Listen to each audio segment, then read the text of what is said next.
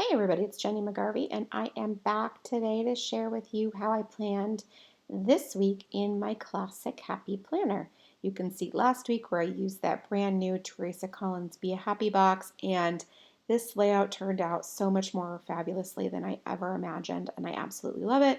And I'm a little bit sad to say goodbye to it, but because of that, I am sure I will get lots of use out of it in the future. Now, this week I'm going to be doing something a little bit different. It is my oldest son's birthday week, so it will be not necessarily birthday themed, though that will come into play. Now you can see how I haven't put my September pages in my planner yet, and B, have used sticky notes to pre-plan. It's where I write down all the things happening in the future and allow myself to be a little bit more, try different things, handwriting styles, things like that. I'm using this newest Color Story box, and that sticker that I just pointed out with the palm trees is the inspiration for the entire week. So I'm going to layer these two boxes together. One, the background of it is the black and white palm trees, so it goes great with those black palm trees.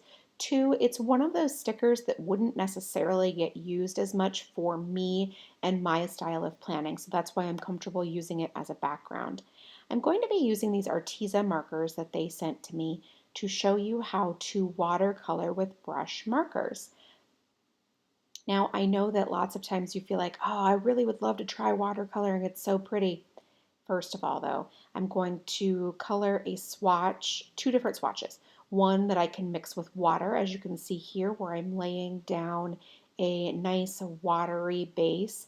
And then the other one where I can pick up more pigmented color to add to that. So it gives that nice mottled watercolor effect, where you have the light and the dark and all of it together. So just giving it a wash first by adding a couple of drops of the water just to that marker, and then adding a little bit of the extra pigment right there. So, okay, let's watch this again with the purple. I'm going to find the purple that I want to use, make two swatches. The one on the left, I'm going to add a couple of drops of water and then lay that down right there, just nice and wet. And then I can add a little bit more pigment from the other to give that beautiful effect. I'll repeat this all with the blue after wiping it off with the baby wipe so I can pull the blue out, and then we're set.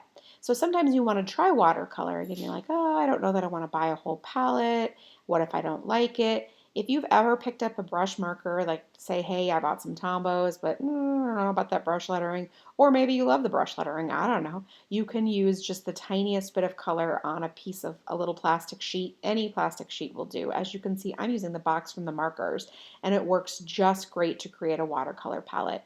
So it's a great and easy way to see how you feel about watercoloring and practice. The water-based inks will work just fine. I'm going to lay the sticker down and then I'm going to let it dry a little bit before I do anything more to it. It's also still soaking wet, so that's why it's still very, very dark.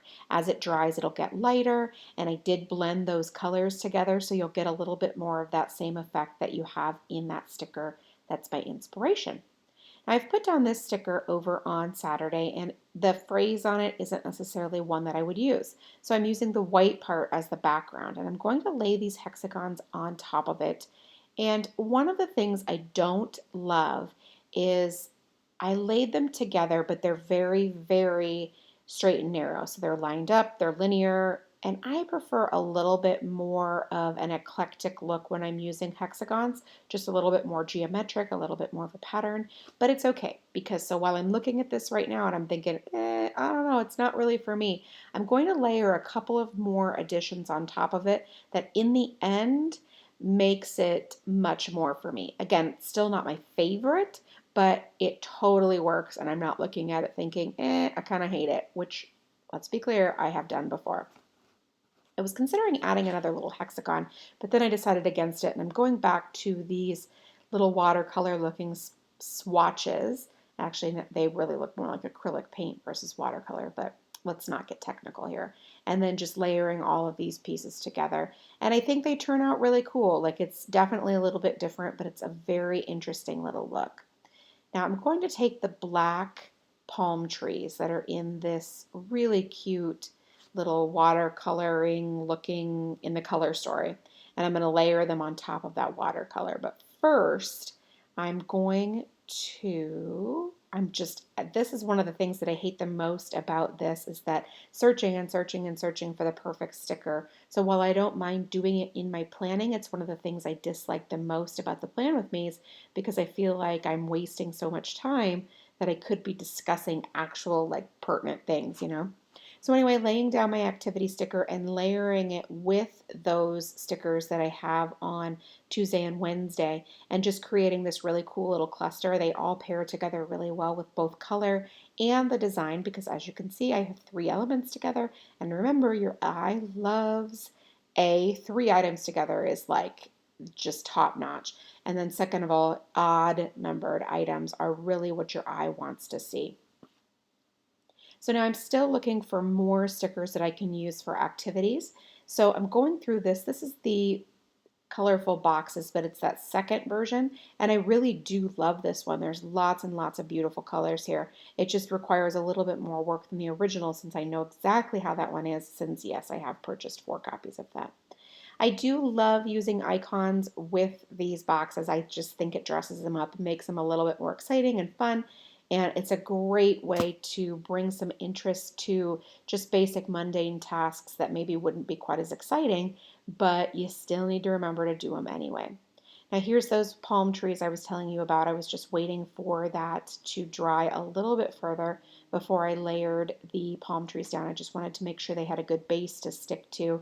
They don't need to be totally dry. I just wanted them to be not quite as soaking wet as they were when I laid the sticker down in the first place.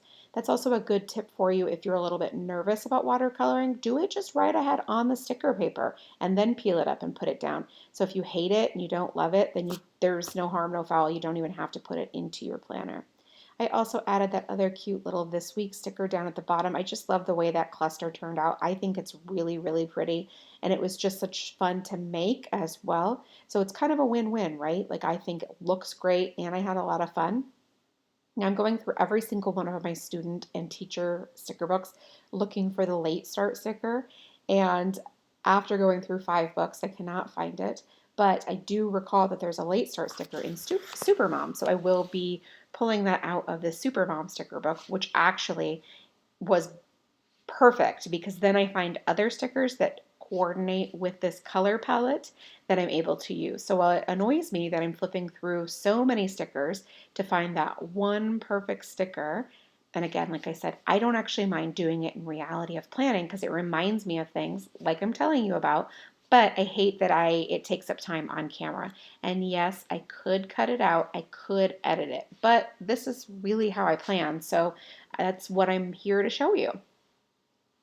So anyway, when I get to the Supermom sticker book, I'm really excited that I did find it in there because there are so many colors that coordinate with this color palette. There's a really pretty coral that kind of goes with that pinky orange down at the bottom of that inspiration sticker. And I just love how it all ties together so nicely. And Supermom is always kind of like this hidden gem, right? I mean, it's kind of like moms in general, am I right? And so I'm going to just go ahead and pop that late start right there as part of that cluster as well. And I'm super excited about it. And there's just so many good icons in here too. So now I'm going to go back to the mini Supermom and find one of those small little circles because I don't need the big one. That would be overkill for my nail appointment. I mean, I just need to write 10 o'clock nails on there. But adding that little nail polish bottle too just makes it extra fun. And I'm telling you, I keep coming back to my books because I love them. Now I'm going to start working on a cluster for my oldest son's birthday. And I'm going to take 2 stickers out of here and layer them on top of each other.